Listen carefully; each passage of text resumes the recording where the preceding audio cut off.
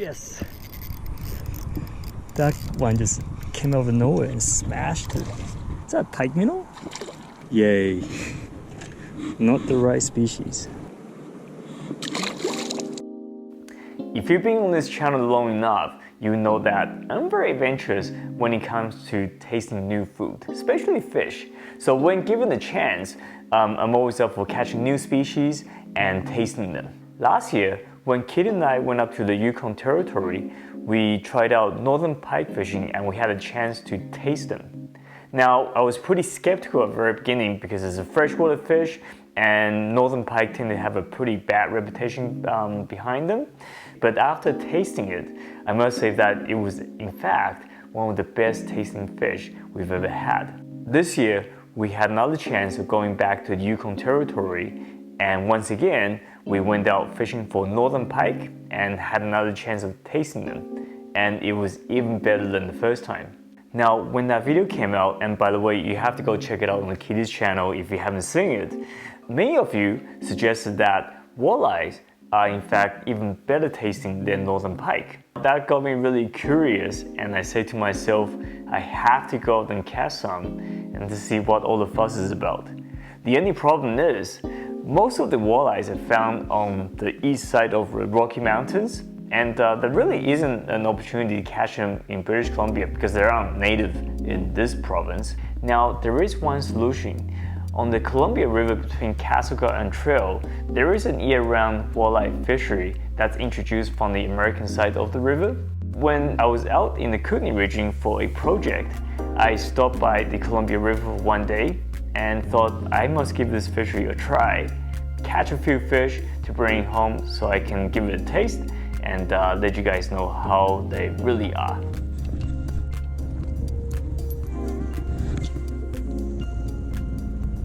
Now, this is a relatively new fishery to me. I have caught walleye before. Last year when we were out in Alberta, I had a chance to fly fishing for them in the lake. But I've never caught them in the river, so there's a bit of a learning curve which I kind of expected from the very beginning. I started out using a spinner, even though I know that walleyes are primarily a bottom fish. The water is pretty clear, so I could see my spinner as it gets closer to shore, and it didn't take very long until I spotted something really exciting. This is a nice one. Just saw one swiping at it. But it never really committed, so I was really excited, but also really disappointed. Now, a few casts later, I had a strike pretty close to shore, and look what I caught. This one. What is that? Oh, it's a walleye. It's actually a walleye.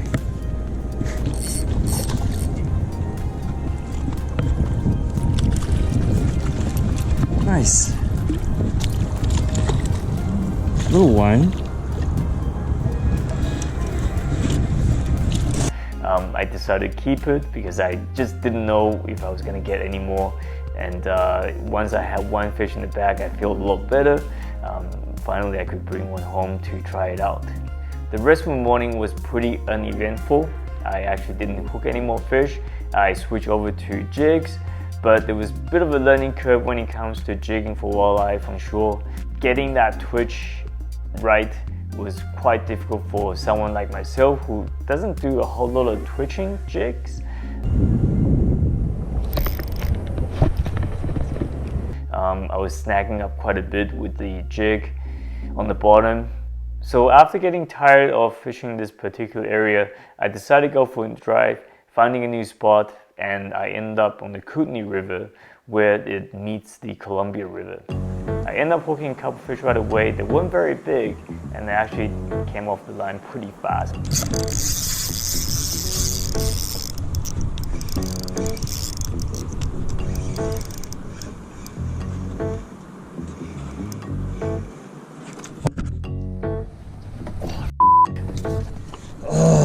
Eventually, I found this spot that was a little deeper, started twitching the white jig near the bottom.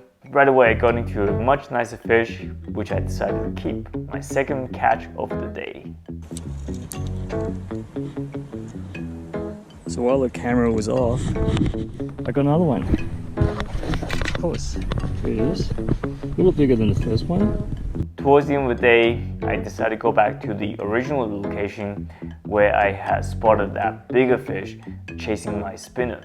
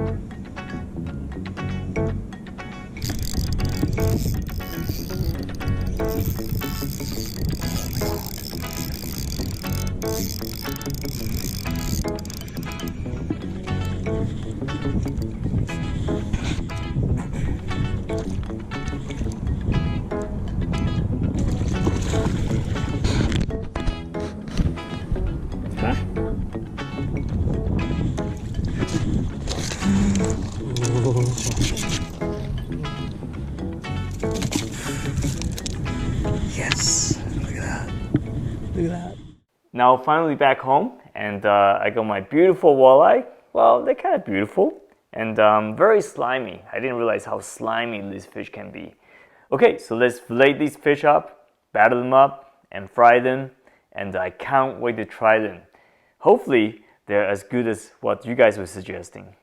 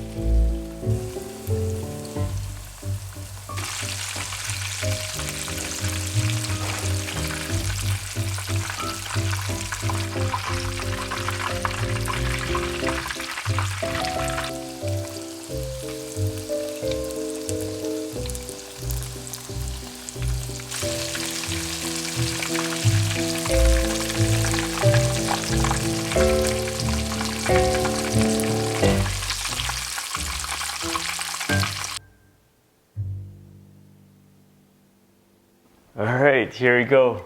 I'm pretty excited. The filleting part was quite challenging in my opinion. This is my first time trying it out, so there's a bit of a learning curve to it. I'm sure if I get to do this again, I can probably do a much better job than what you saw there. And I'm excited. Let's see, they look pretty good to me. Like, look at that. Alright, so one test bite. See how it is. There you go.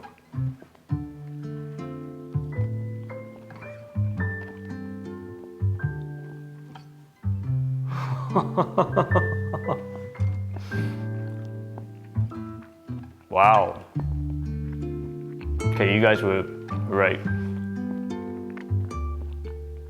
This definitely has a pretty distinct taste. It's very different to pike. I mean, northern pike is still very good, don't get me wrong, but this is fantastic. Wow. Oh. Yeah, once again, it's very flaky, not very dry. It's just very moist and very fatty. Oh wow, this is really good. I'm convinced. Looks like we have to go back to the Columbia River to get some more of these fish. Yeah, this is great. Imagine going out there. These fish are readily available. You can catch them from boats. You can catch them from shore, and anyone can do it. If I can catch them, you can do that too. I was gonna say, I hope you enjoyed this. I definitely am enjoying eating these fish. And I hope you guys have enjoyed this video. If you have any questions, actually, if you have any feedbacks, any ideas on how to catch these fish and how to fillet and cook these fish better, please let me know by leaving a comment on the bottom. Thank you for watching, you guys. Thank you for the support. Be sure to subscribe to the YouTube channel. I'll be putting out more videos like this in the future. And until next time, good luck fishing and happy eating. Oh, this is so good.